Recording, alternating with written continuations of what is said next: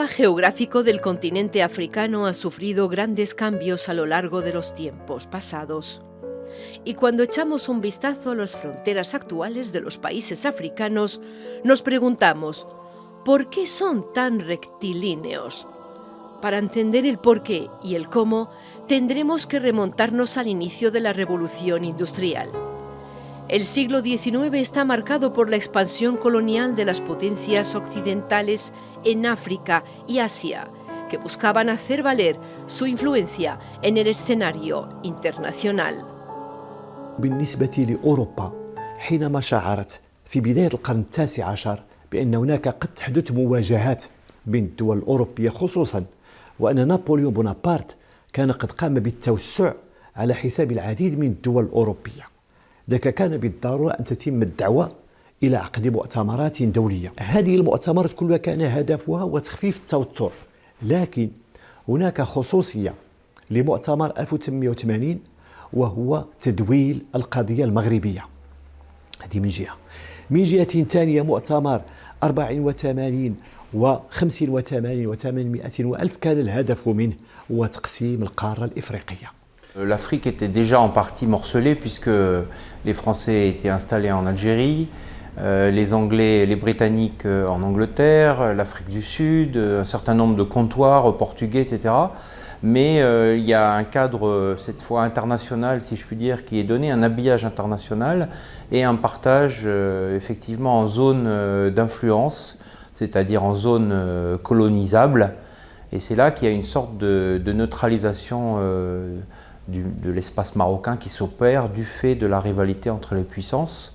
Mais on peut dire que c'est le coup d'envoi de ce qu'on appelle, en anglais, c'est une traduction, le dépeçage de l'Afrique, Scramble for Africa, qui donne lieu effectivement à une compétition entre les puissances européennes qui jusque-là sont sur les côtes du continent et qui vont pénétrer à l'intérieur du continent. وفي هذا الإطار كان هذا المؤتمر الذي دعا إليه كل من بيسمارك الذي كان مستشار الألماني آنذاك، وحضره ليوبولد الثاني الملك بلجيكا، وحضره وكان في هذه المرحلة بالذات كان هناك موضة دولية نسميها موضة دولية هي الوحدة الأوروبية.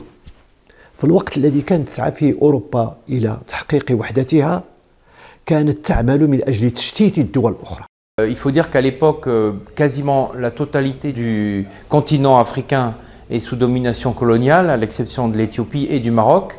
Et donc il reste le Maroc, qui est sur un endroit bien sûr très stratégique à l'entrée de la Méditerranée, du détroit de Gibraltar. Et donc les puissances qui sont en rivalité vont se mettre d'accord pour que peut-être un jour le Maroc sera dominé colonialement ou sera investi ou passera sous un protectorat. Et il est suggéré que la France risque d'y aller effectivement, mais il faudra que ce pays ne soit pas une colonie à part entière, c'est-à-dire qu'il ne soit pas soumis à l'exclusif colonial, qu'il soit soumis au régime de la porte ouverte, c'est-à-dire que tous les États, même les puissances non coloniales, par exemple les États-Unis ou l'Allemagne, pourront faire librement du commerce et des échanges avec ce pays. Et donc ça donne lieu effectivement à une situation originale à l'entrée de la Méditerranée. Al estallar la Primera y la Segunda Guerra Mundial, Marruecos, entonces bajo el dominio francés, participó en la guerra junto a los aliados para liberar a Europa del terror nazi y del régimen fascista italiano. Marruecos participa con el envío de 90.000 soldados en la Primera Guerra y 100.000 soldados en la posterior Guerra Mundial.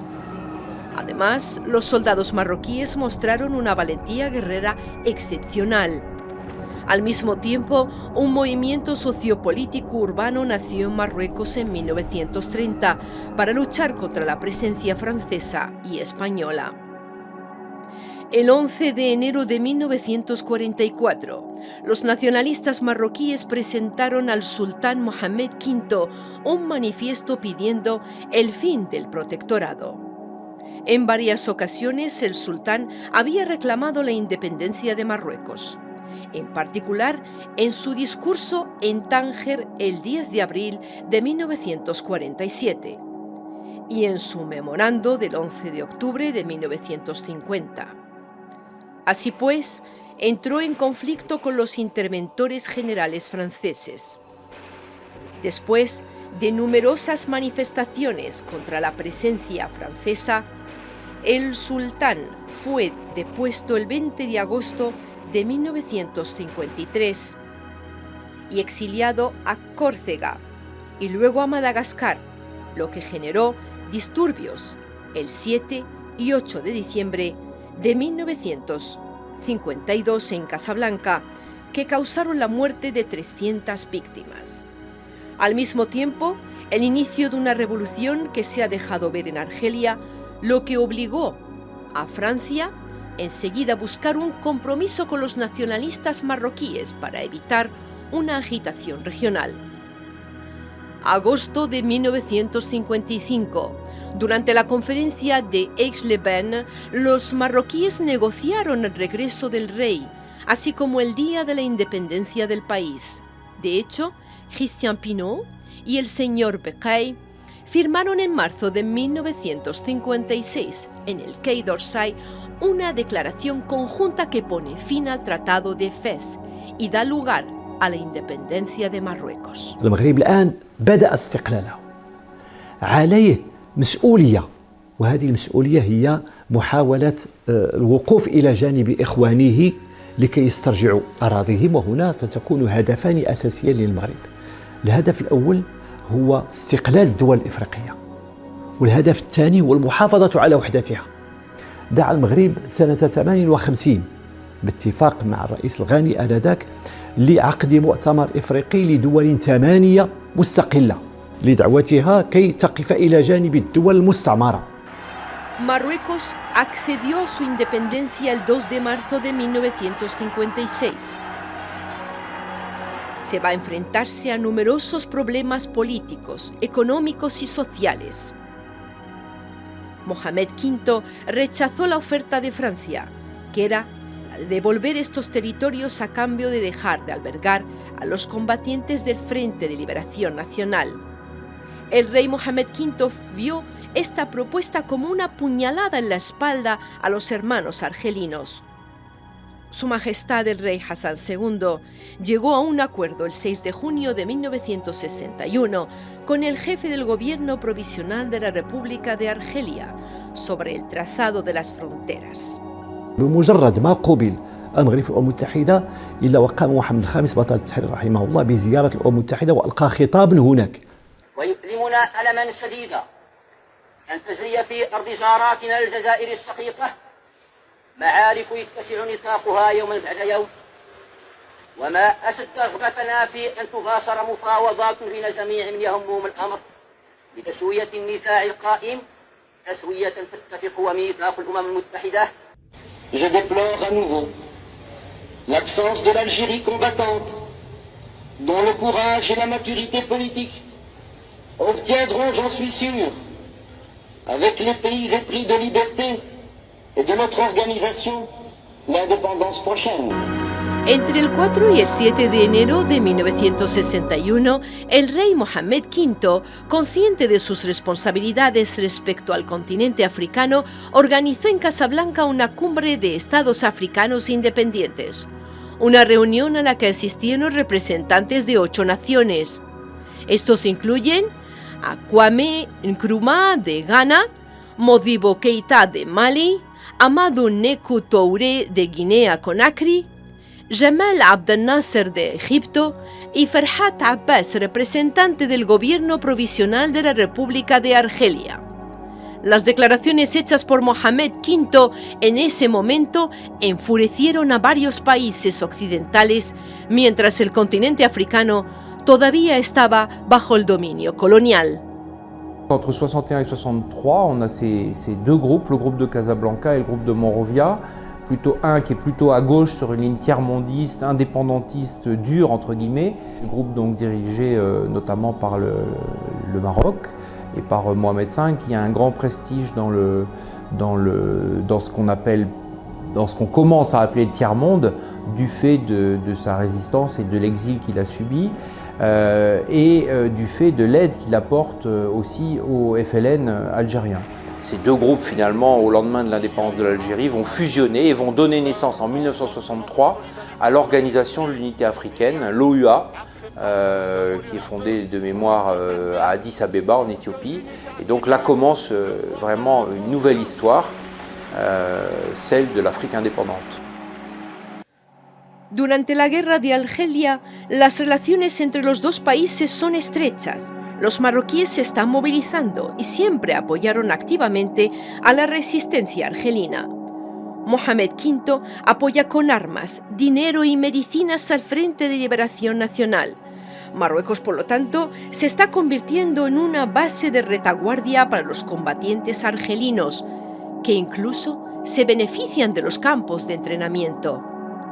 Finalmente, el rey se abstuvo de negociar con Francia la delimitación de las fronteras entre los dos países, que desde 1830 no estaban claramente delimitadas.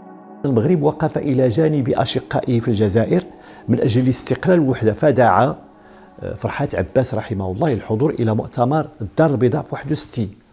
وقال محمد الخامس رحمه الله بالحرف الواحد بأننا نطالب باستقلال بلد شقيق وهو الجزائر، وأننا ضد إراقة الدماء في هذا البلد. هذه من جهة. ثم يقول نندد بكل محاولة آثمة لتقسيم الشعب الجزائري الشقيق. لماذا؟ لأنه في سنة 57، وهنا أدعو إلى الرجوع إلى بعض الجرائد الفرنسية ليكو دالجي، هذه الصحيفة فيها مشروع سمي بمشروع إرسان، يدعو آنذاك إلى تقسيم الجزائر إلى 3 مناطق نفوذ. منطقة قسنطينة فيها حكم ذاتي، منطقة تلمسان ووهران حكم ذاتي، ولكن الجزائر العاصمة والصحراء ستبقى لفرنسا لكي يأخذوا الغاز الطبيعي والبترول، يمر إلى العاصمة الجزائر في ميناء ويذهب من ثم إلى مرسيليا. إذن هذا هو المخطط الفرنسي. L'Algérie a été l'objet d'une attention toute particulière de feu Sa Majesté Mohamed V et de feu Sa Majesté Hassan II dans sa lutte pour la libération. C'est ainsi que notre pays a abrité l'ALN, l'Armée de Libération Nationale de l'Algérie, et également le GPA qui était représenté à un haut niveau, et également les cellules du FLN, du Front de Libération Nationale, bien plus. Notre pays a tenu à institutionnaliser cette relation en créant la commission de coordination des armées de libération, à la fois marocaines et algériennes. Le Maroc est une base très importante pour l'armée de libération nationale algérienne, puisqu'elle est basée notamment près d'Oujda. Il y a dans le Maroc tout un tas d'infrastructures d'aide au FLN. À Zrenren, dans la province de Nador, il y avait la base arrière de l'ALN, de l'Armée de Libération Nationale, avec une radio qui diffusait les informations, et également toute la logistique nécessaire pour le soutien du peuple algérien frère dans sa lutte contre le colonialisme français. Il y avait une solidarité sans faille à l'époque. Les Algériens avaient bénéficié au niveau de la partie nord du Maroc donc de tout des espaces pour travailler. Nous avons eu la chance d'avoir des gens clairvoyants, des gens sages de la dimension de Sa Majesté Mohamed V qui restera à vie un grand ami de l'Algérie parce qu'il a aidé l'Algérie. والشرفاء تاعنا تاع الجزائر اللي كانوا في الgouvernement provisoire.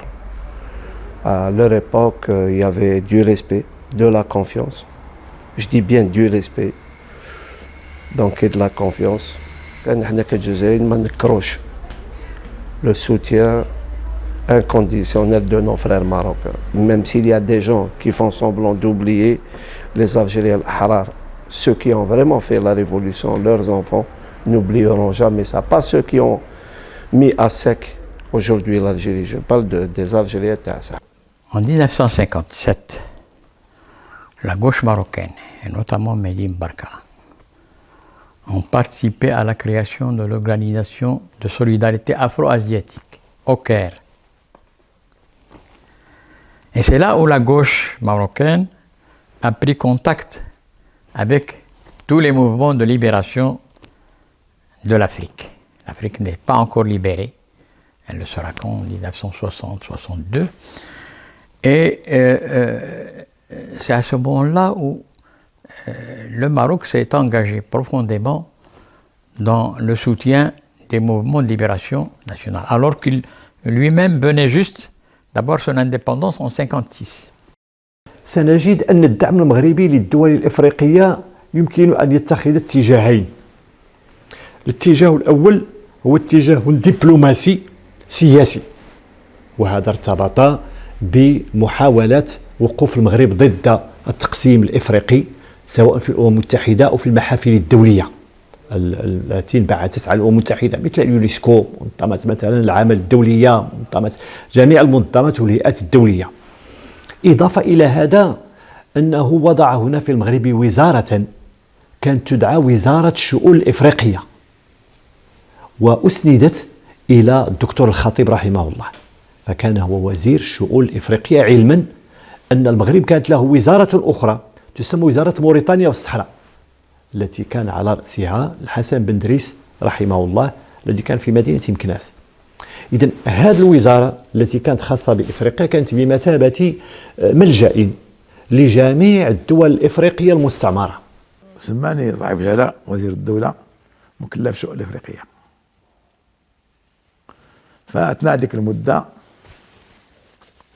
قامت المقاومة يعني المستعمرات البرتغالية،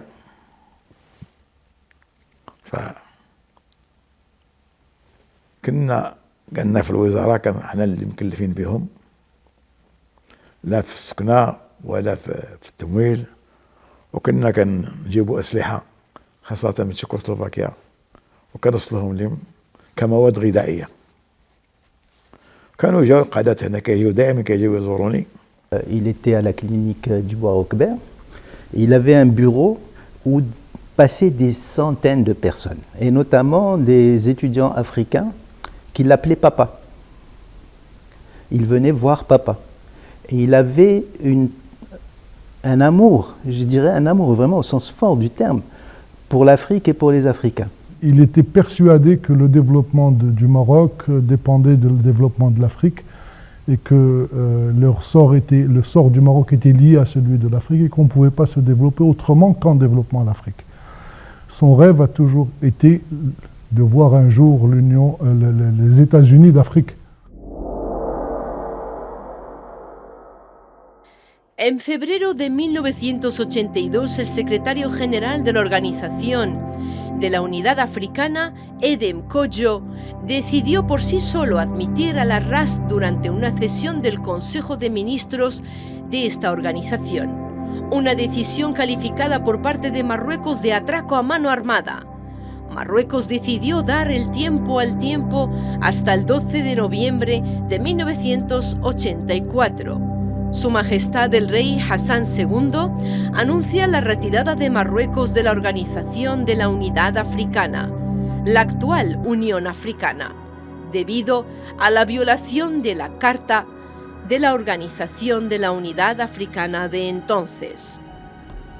فلم يسعنا إزاء المخالفات المتكررة والانتهاك المتجدد لميثاق منظمة الوحدة الإفريقية وإزاء التهم الملفقة الكاذبة الموجهة لبلادنا وبلاد صديقة. وبعد أن طم الماء وبلغ السيل الزبا إلا أن نتخذ قرارا بالكف عن المشاركة في أعمال أجهزة المنظمة ريتما تستقيم الأمور. Les années de 82-84 où le Maroc s'est retiré de l'UA, c'était une époque où vraiment il y a une guerre diplomatique avec l'Algérie. Le Maroc ne voulait pas, n'acceptait pas ça parce que pour être membre de l'UA, il faut être un État, avoir un territoire, un gouvernement et un peuple. Or, le Polisario ne possède pas ces conditions-là. Donc, on a intégré un État fantôme dans l'organisation de l'OEA pour un clivage maroco-algérien, tout en sachant que plus de 26 pays n'ont jamais reconnu la race. La ciudad de Berkane, provincia del este de Marruecos, donde los vestigios del pasado atestiguan de la presencia humana, esta fortaleza alguna vez fue utilizada como campo de entrenamiento militar para combatientes africanos. Nos reunimos con vecinos de los barrios colindantes para contarnos sobre la existencia de esta fortaleza. كان هنا العسكر ديال كيقولوا ديال الجزائر اللي عاقل عليها كنت خدام معهم نعم انا خدمت معهم 78 ريال 4 دراهم كل جوج دراهم كل جوج سنتيم. هذه اللي راك تشوف فيها بلاصه الرايه هنا كانوا يديروا التحيه.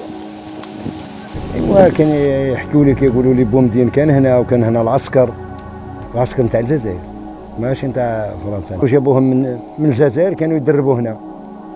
كيقول لك كانوا داك البرقه كانوا يجوا يقتلوهم.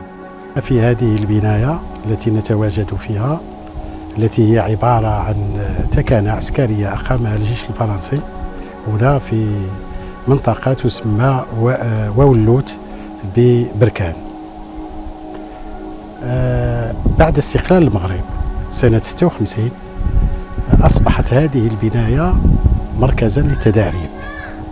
في هذه القطعه الارضيه التي توجد بهذه التكنة العسكرية تلقى ثوار جزائريون عدة تداريب.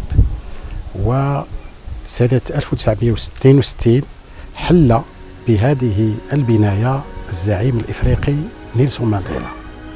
So Mandela was sent out to go and visit African states because by that time newly independent states in Africa were emergency. So he went underground without a passport, and he went to Tanganyika, then Tanzania. He met the president there, Julius Nyerere, and from there he went to Addis Ababa, and then I think on his way back he was in Morocco. The people of Morocco, said they will support the movement. And in fact, one of the chaps who gave some training to Mr. Mandela was a Moroccan. يوم من الأيام جزرني واحد سيد ما نعرفوش وهو مانديلا. مانديلا قال لي جيت بغيت نشوف الملك. قلت له علاش بغيت تشوف الملك؟ قال لي عندي امور بنطلبها له. قلت شنو هي؟ قال لي بغيت الفلوس وبغيت السلاح وبغيت اللي يدرب لي الجيش. بلغت عند حسن الثاني الله يرحمه قلتها له. قال لي قل له هادشي كله غادي نعطيوه له. كان سلم لي حسن الثاني الله يرحمه 5000 بوند. ديك الساعة 5000 بوند ده واحد القيمة كبيرة بزاف. سلمتها له وقلت له شوف أنا ما نطلب منك لا توصيل ولا أي حاجة. كنطلب منك هاد الأموال هادو تستعملهم باش تحرر بلادك. الجيش احنا فين بغيتيه يتدرب والسلاح فين بغيتي نصيفطو لك؟ قال لي السلاح بغيت تصيفطو لي دار السلام في تنزانيا. وقلت له والطياره هي غادي تجي تما تجيب الناس ديالك كندربوهم هنايا. فعلا هادشي اللي وقع. In 1955, after the Freedom Charter, the ANC and the Pan-African National Congress were being harassed. The leadership of the African National Congress was being harassed, forcing people like President Nelson Mandela and many others to leave this country and go into exile. When he went into North Africa, yes, he went in that region of Morocco. So they got They got help in the form of arms, they got help in the form of finances. من بعد اعتقل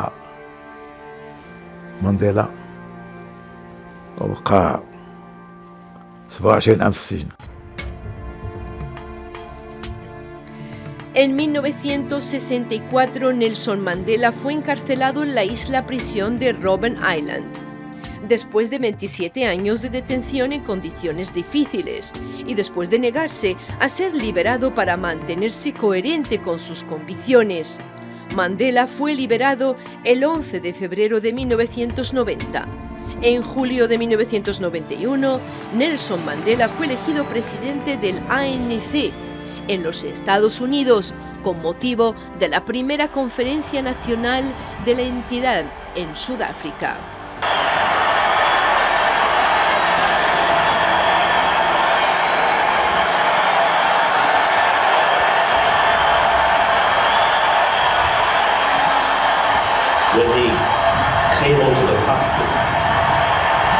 Elegido presidente de la República en unas elecciones libres, se convierte en el primer presidente negro de Sudáfrica. No ha olvidado el apoyo que recibió de Marruecos, las nostalgias y sobre todo el recuerdo de su paso por Marruecos durante su lucha contra el régimen del apartheid le llevaron a visitar Marruecos 4 veces.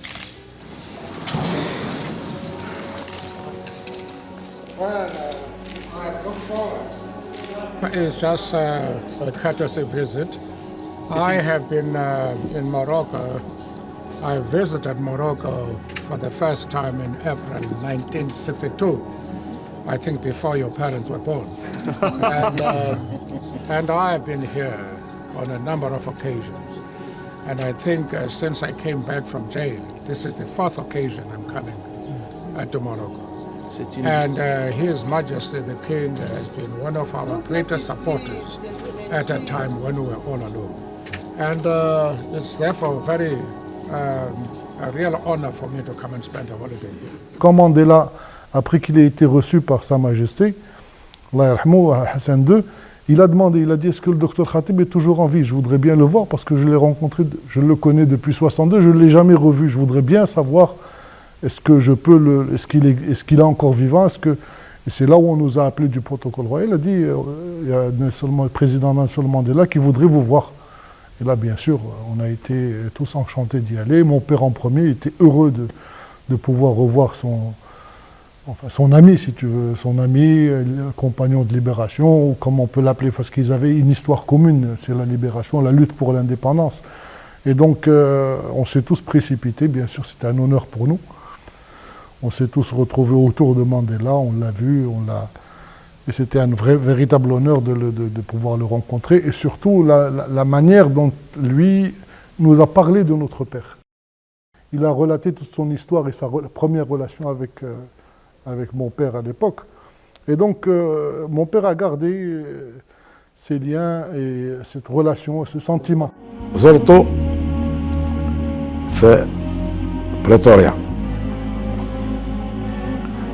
صدفة كان عام تماما من بعد التنصيب ديالو كرئيس الجمهورية ديال افريقيا الجنوبية فصدعني للحفلة جات عندي الكاتبة ديالو نوضتني من المكان اللي كنت فيه وقالت لي الرئيس بغاك تكون حداه. But there is one man who has traveled all the way to come and join us in this celebration. Became a cabinet minister in his country and became the Minister of African Affairs. I visited his country in April 1962. And I said to him, I want to see His Majesty your King. He said, what for? I said, we have established an army. We want our soldiers trained. We want weapons. We want money. He said, he understood my mission very well, precisely because he himself had gone through the experience we were undertaking. He said, get your men to Jerusalem. I will send a plane to bring them to my country, and I will train your soldiers.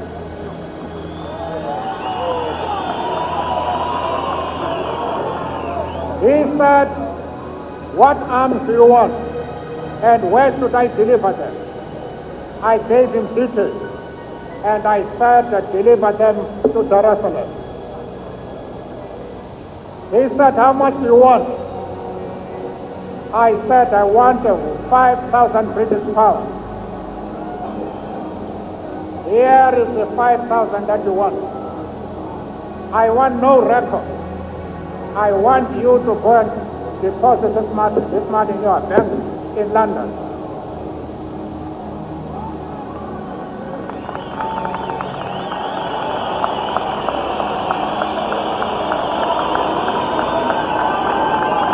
Introducing an old friend and ally in the struggle for liberation. This is Dr. El Khatib from the Kingdom of Morocco.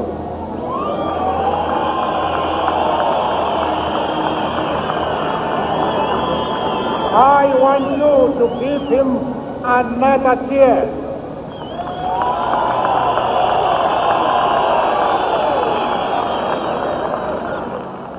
Paying special tribute to the Kingdom of Morocco.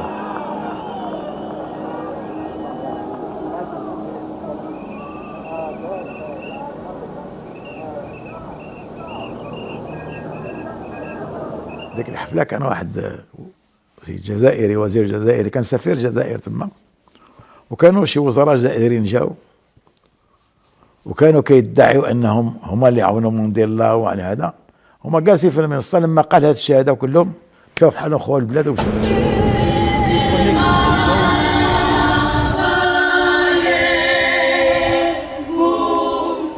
Se ha convertido en un héroe de Sudáfrica. Sus retratos y estatuas se exhiben con orgullo en las principales plazas de ciudades como Johannesburgo, Ciudad del Cabo o Durban. El Día Internacional de Nelson Mandela fue proclamado por la UNESCO el 10 de noviembre del 2009 y se celebra el 18 de julio de cada año para conmemorar la contribución de Nelson Mandela, activista de la causa anti-apartheid y primer presidente negro de África del Sur, y para la promoción de una cultura de paz.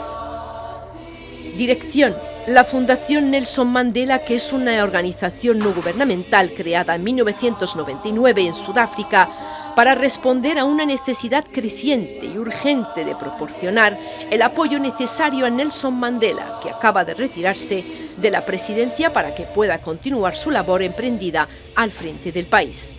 We are at the Nelson Mandela Foundation, which was established in 1999 when Nelson Mandela stood down as president of the country. When he became president in 1994, he did it with the understanding that he'll only serve one term because he was already in his mid-70s. So in 1999, when his 5 years were up, he did not stand for elections again. And the story goes that when he came back from a trip where he was negotiating peace in the Great Lake districts of Africa, he came back and phoned his staff from the presidency, and they said, Mr. President, we don't work for you anymore, we work for the new president. So then they realized that he actually needed an office to work from. So the Nelson Mandela Foundation was established as his post-presidential office.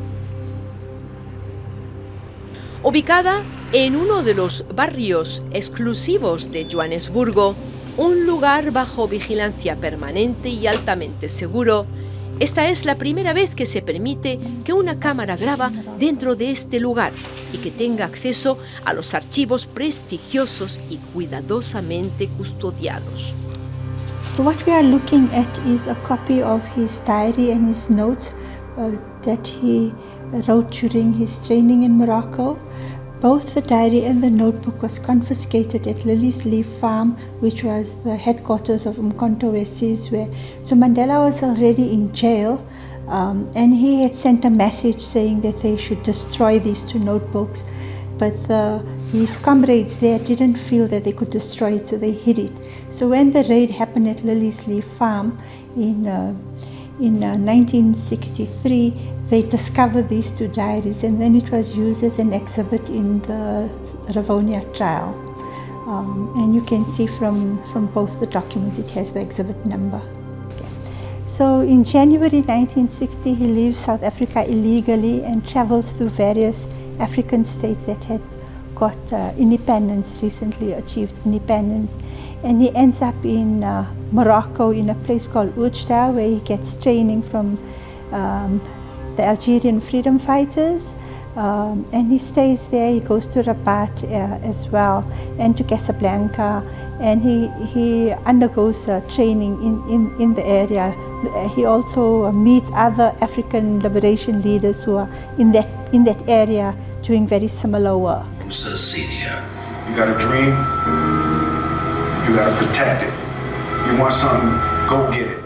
It certainly is an important thing, you know, that the history of to the creases of time, if we don't record history, then history can get rewritten. So I think it's important as directors and people in the film world and the arts to record this very important part of Mandela's history, and also his time in North Africa, and particularly in Morocco and the surrounding areas, really shaped him in terms of a lot of his discipline, a lot of his understanding, and South Africa's liberation would not have been achieved without the support of Africa and North Africa. A.B. Musa Senior, you got a dream, you got to protect it. My father was involved with funding the ANC, and as a result of that link, he was able to then connect with various of the political activists, and at some point with Nelson Mandela. And then Madiba was locked up for 27 years, but there were still communications and engagements and funding, and there was various dealings with the movement and while we were in exile. And then when Madiba got released and all the exilees, including my father, came back, then it was just an engagement with continuing with this legacy of ensuring that we now fulfill the desire of our democracy. So my father engaged with him, with Uncle Ahmed Kathrada, and with many of the leaders that came from different parts of not only the ANC but other freedom movements. Just saying earlier, I can't quite put it into words. It's honestly the most amazing and unforgettable experience to almost relive, you know, his footsteps and just be in this wonderful home that has so much history. I always say that, you know, we, as much as he was my grandfather, we shared him with the world, you know, so it's so beautiful to hear some of the most amazing stories everyone has to share with me. And it's just been great to think about, you know, the role that my grandfather played, or rather even the role that Morocco played in helping my grandfather liberate our country. Luanda, capital de Angola. Luanda es el principal centro económico del país y es donde se concentran actividades terciarias e industriales. Desde el 2002, gracias a la estabilidad de la paz civil y al dinero del petróleo extraído de los campos de la costa de afuera, ubicados no lejos de la capital, la ciudad ha experimentado un crecimiento particularmente significativo en el campo de la construcción. Hemos recogido testimonios de personas que han vivido la época de lucha por la independencia. Le Maroc nous a beaucoup aidés. Moi, j'étais l'un des survivants de la conférence de Casablanca, qui a réuni les mouvements de libération, qui sont constitués en un organisme qui s'appelle CONCP, Conférence des organisations nationalistes des colonies portugaises, qui était soutenu par Sa Majesté Mohamed V et par la suite avec son fils Hassan II. Ils nous ont donné tout le soutien matériel, financier, et y compris le siège. Le siège se trouve dans la rue Paul Tira, derrière l'hôtel Badima. On a fait un congrès de tous les étudiants de colonies portugaises. Et par ma surprise, j'étais élu le premier président des étudiants de colonie portugaise. Cette organisation s'appelait União Geral de Estudantes da África Negra sob dominação colonial portuguesa. O primeiro grupo, militantes do MPLA que participaram na luta armada de forma muito ativa, né, foram formados aqui em Marrocos. O primeiro e o segundo grupo. Esse é este primeiro e segundo grupo que praticamente faz a abertura da luta armada contra o colonialismo português. Esses dois grupos, os primeiros grupos, né, organizados militarmente, foram formados aqui em Marrocos.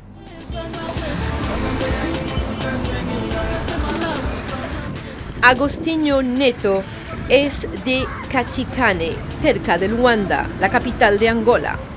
Antes de comenzar su carrera política, Neto estudió medicina y formó parte de un movimiento que quería revivir la cultura tradicional angoleña, siendo el país una colonia portuguesa.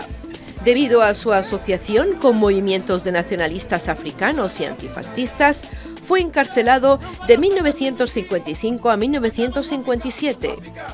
Después de 2 años de encarcelamiento en Cabo Verde y Portugal, Agostinho Neto escapó de la cárcel y se exilió en Marruecos para liderar allí el movimiento popular por la liberación de Angola, un movimiento anticolonialista, independentista y marxista.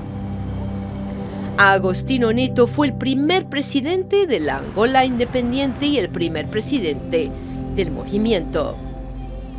Dirección: Lisboa, capital política y económica y ciudad turística por excelencia de Portugal. Fuimos allí para encontrarnos con un testimonio vivo. Se trata de la viuda de Agostinho Neto, el padre fundador de Angola.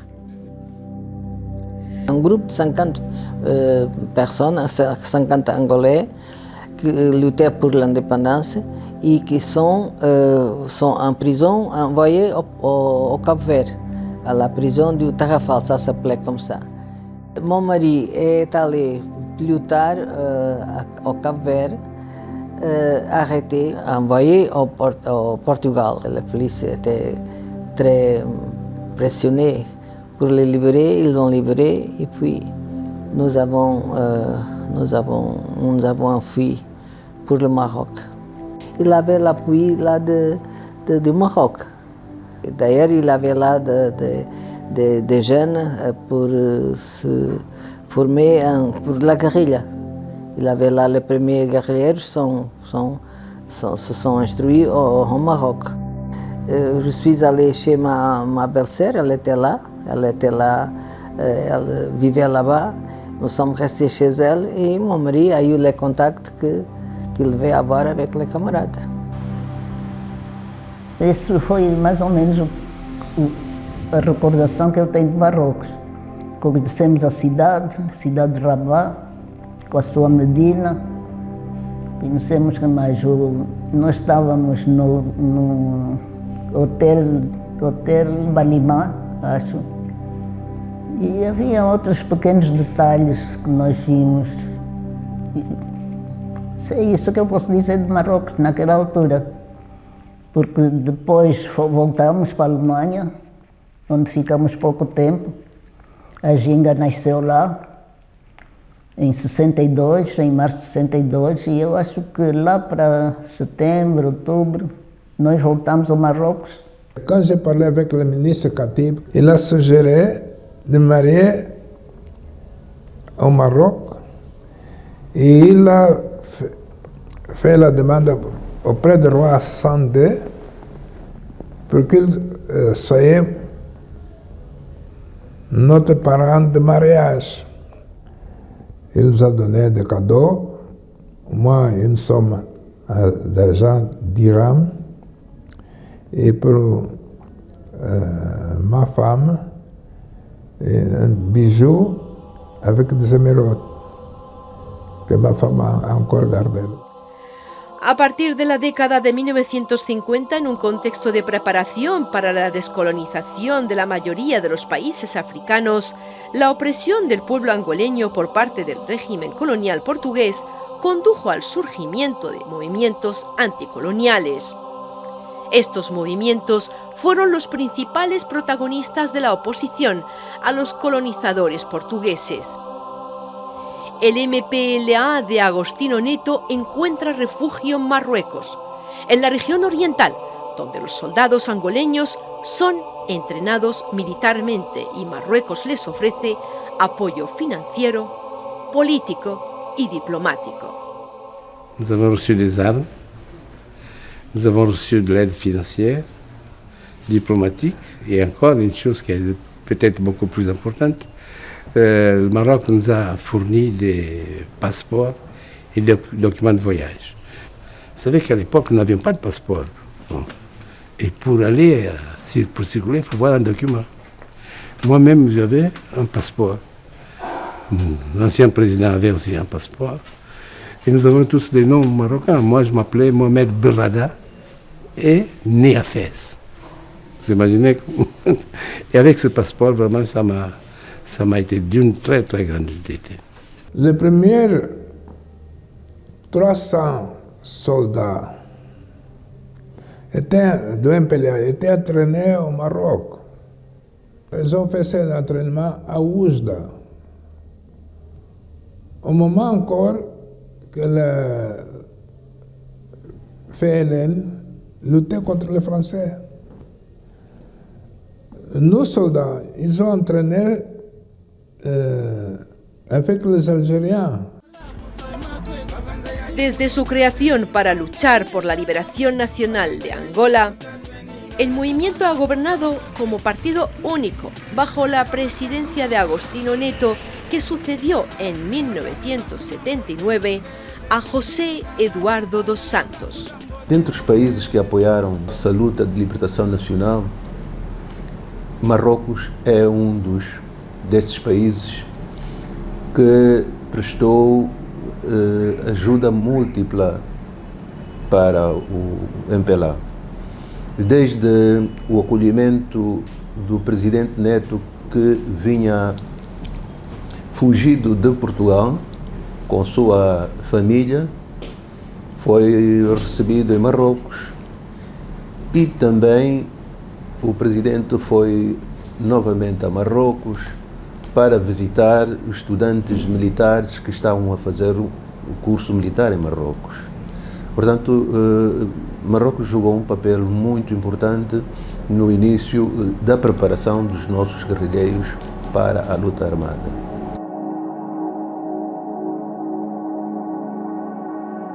Nous recevions chaque année 25 à 35 bourses d'études que le gouvernement marocain nous accordait pour nos étudiants. Nous avons formé beaucoup de cadres ici, dans le domaine de hôtellerie, tourisme, médecine, sciences et agriculture.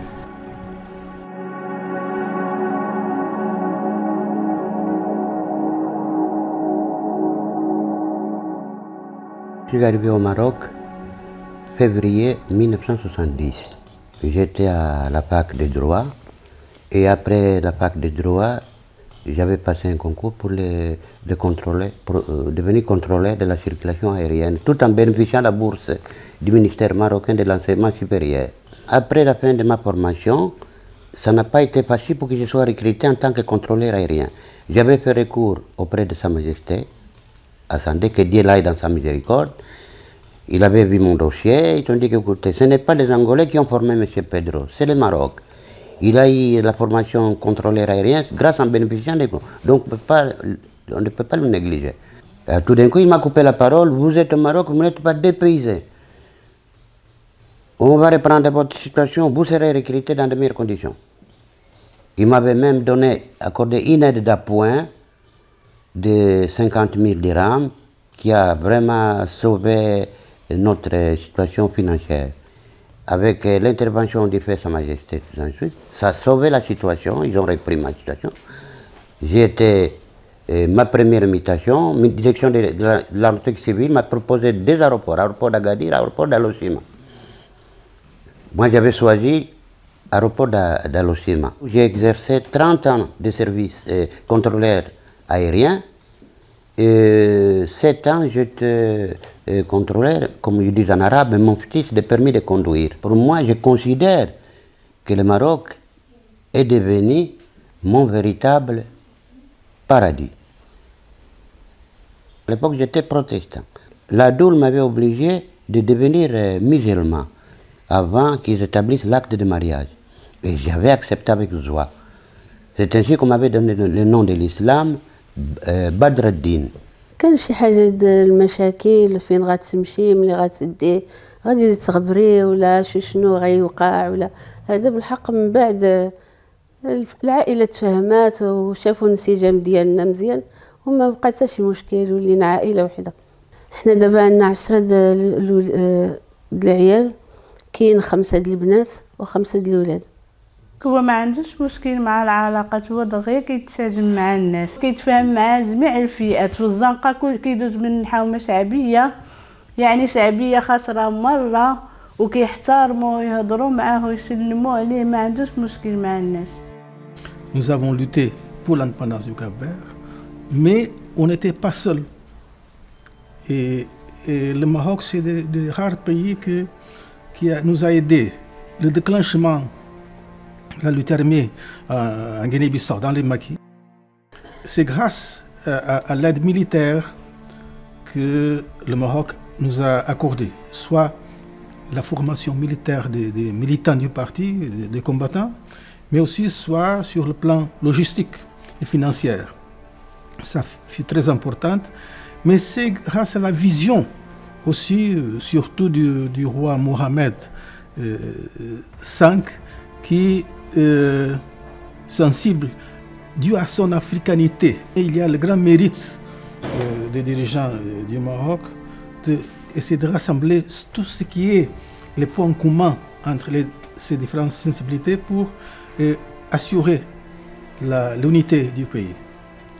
Et le Maroc a joué ce rôle important, soit dans le déclenchement de la lutte armée du PAIGC, mais aussi il a accueilli nos combattants. La CNCP, accorder des passeports diplomatiques pour faire le travail auprès des organisations internationales, aussi à dénoncer la brutalité du colonialisme portugais aussi, il l'a fait. Et après l'indépendance, le Maroc a reconnu immédiatement nos indépendances. Le moins important, c'est la gratitude. Nous étions toujours dans ce temps de libération bien soutenus, bien aidés par le Maroc. Même maintenant, j'ai toujours la nostalgie au Maroc parce que fait partie de ma formation révolutionnaire. Et je n'accepte pas d'être ingrate vers le Maroc. Ça, non.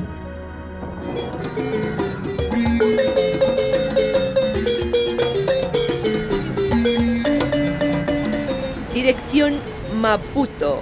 Maputo es la capital de Mozambique, en el este de África. Es una ciudad portuaria en el Océano Índico cuya arquitectura colonial portuguesa está perfectamente conservada. La ciudad pasó a llamarse Maputo el 3 de febrero de 1976 por las autoridades de la recién independizada República Popular de Mozambique.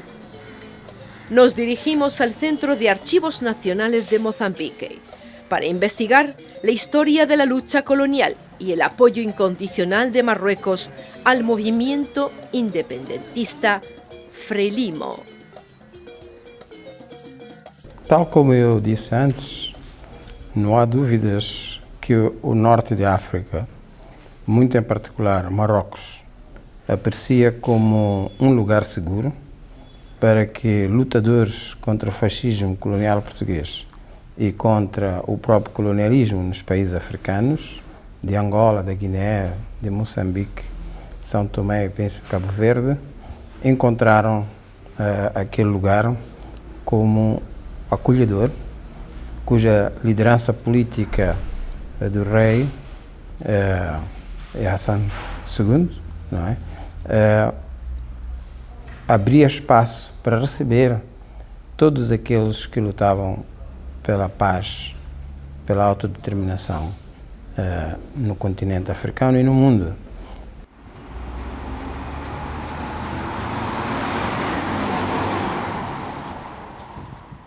O processo da libertação de Moçambique, em particular, foi difícil, porque a PIDE era muito forte.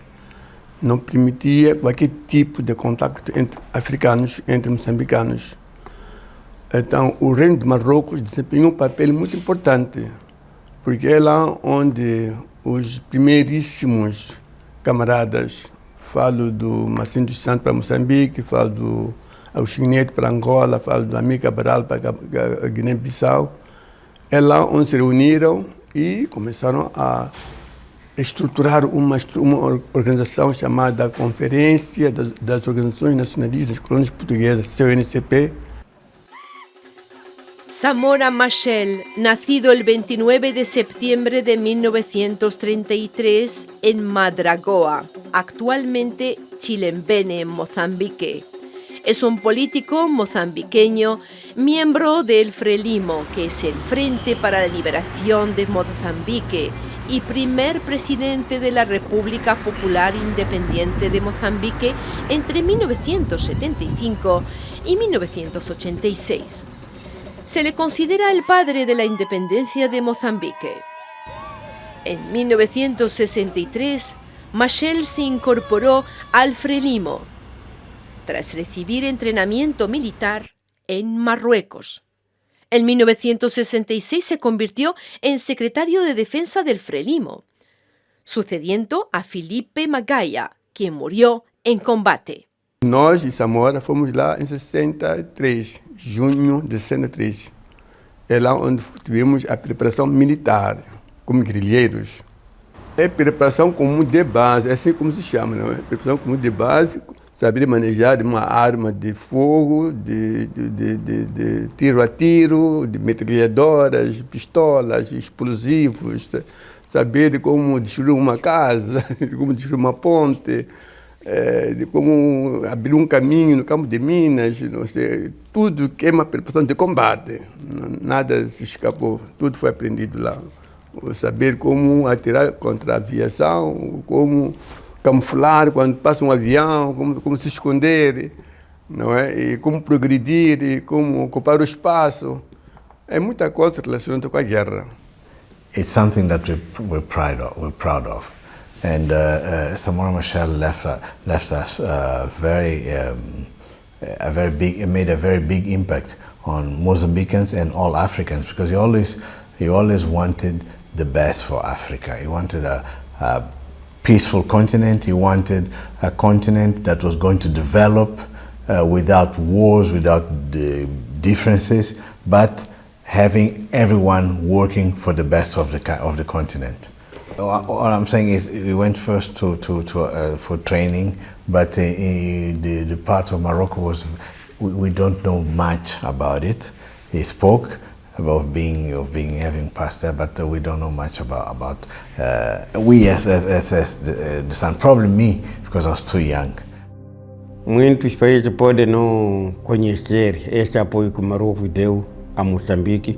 Marrocos deu a outros países que lutavam pela sua libertação, porque é a altura em que o mundo quase que estava fechado no sentido de que os africanos não podiam se abrir de certa forma, de grande modo, para que fossem conhecidos que estão a fazer isso.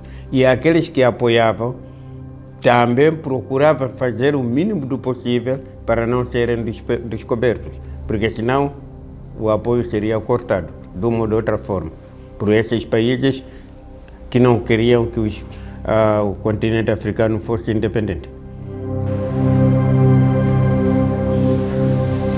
Marrocos apoiou a luta de libertação, apoiou a Frente de Libertação de Moçambique, de várias formas. E uma das formas principais que eu considero importante foi que o comandante da guerrilha, Philippe Samuel Magaen, foi preparado em Marrocos.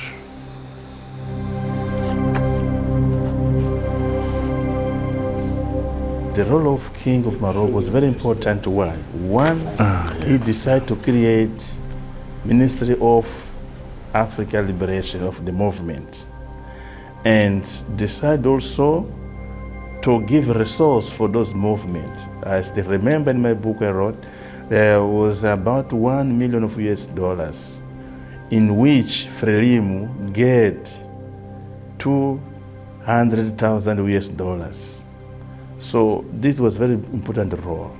In the second stage, you remember to create Africa organization.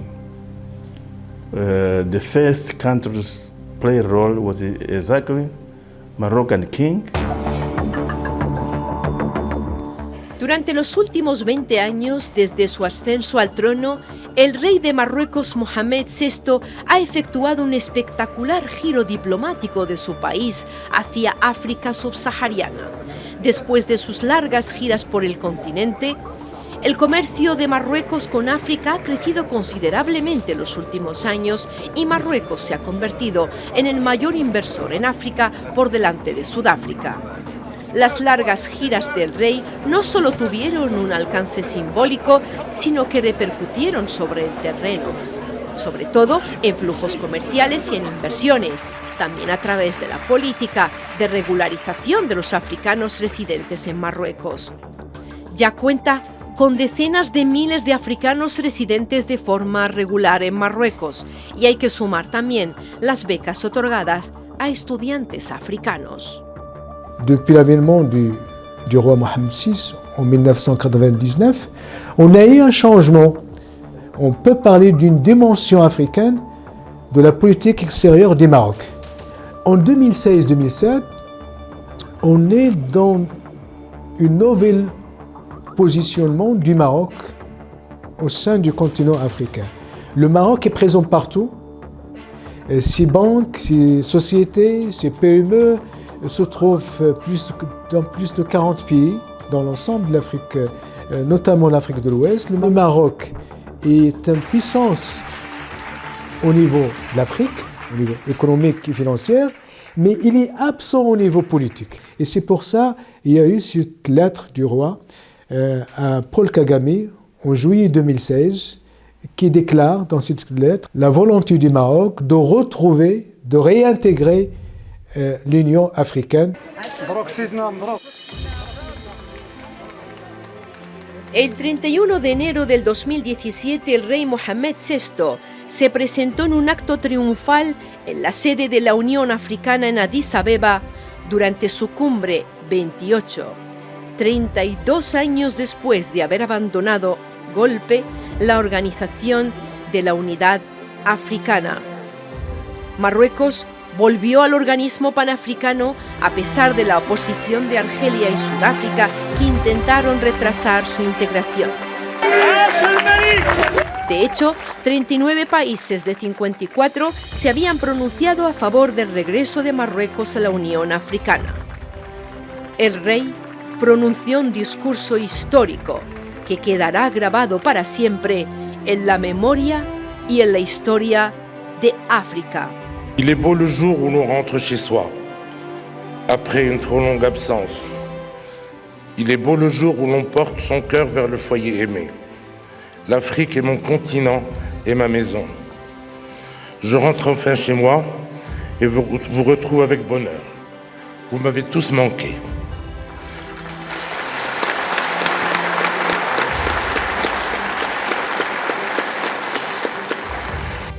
Le retrait de l'OUA était nécessaire. Il a permis de recentrer l'action du Maroc dans le continent, de mettre aussi en évidence combien l'Afrique est indispensable au Maroc et combien le Maroc est indispensable à l'Afrique. Entre 1956 et 1999, 515 accords avaient été signés, alors que depuis 2000, il y en a eu 949, c'est-à-dire près du double. Pendant ces années, j'ai moi-même souhaité donner une impulsion concrète à ces actions en multipliant les visites dans les différentes sous-régions du continent. Au cours de chacune des 46 visites que j'ai effectuées dans 25 pays africains, de nombreux accords dans les secteurs publics et privés ont été signés. Notre action s'est particulièrement attachée à la question de la formation, qui est au cœur de notre coopération avec les pays frères. Ainsi, des ressortissants africains ont pu poursuivre leur formation supérieure au Maroc grâce aux milliers de bourses qui leur ont été accordées. Par ailleurs, des projets stratégiques d'envergure ont été mis en place lors de mes visites dans ces pays.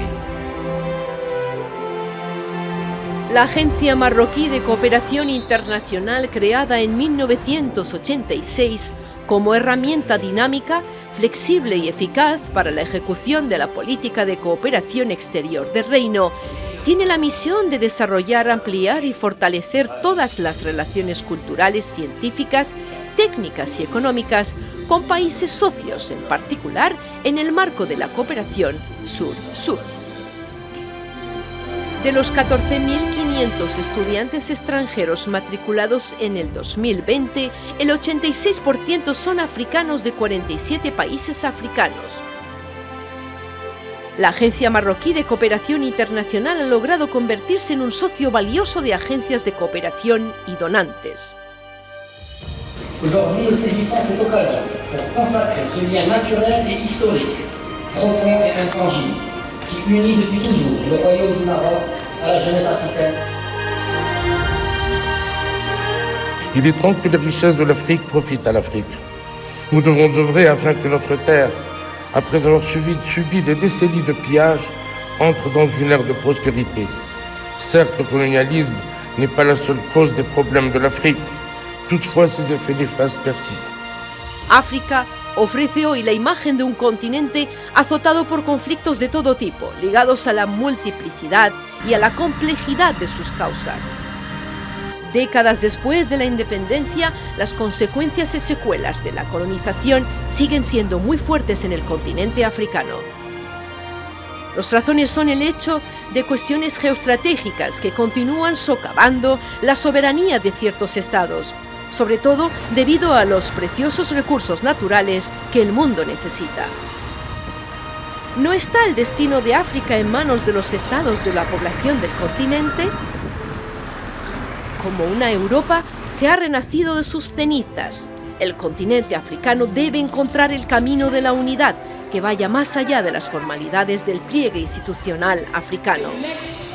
Los pueblos de África tienen los medios y el genio. Juntos pueden lograr las aspiraciones de sus pueblos cuando los Estados Unidos de África. Certains avancent que par cet engagement, le Maroc viserait à acquérir le leadership en Afrique. Je leur réponds que c'est à l'Afrique que le Royaume cherche à donner le leadership.